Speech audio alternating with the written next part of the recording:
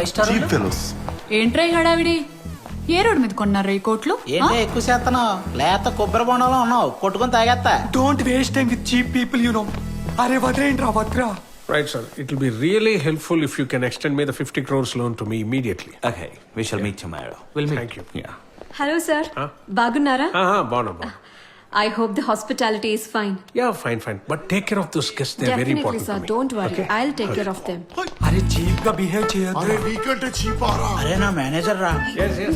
They are keen about this project and they're ready to extend the loan also. మీ అందరికి shift అయిపోయింది కదా, ఇంకా ఇక్కడేం చేస్తున్నారు?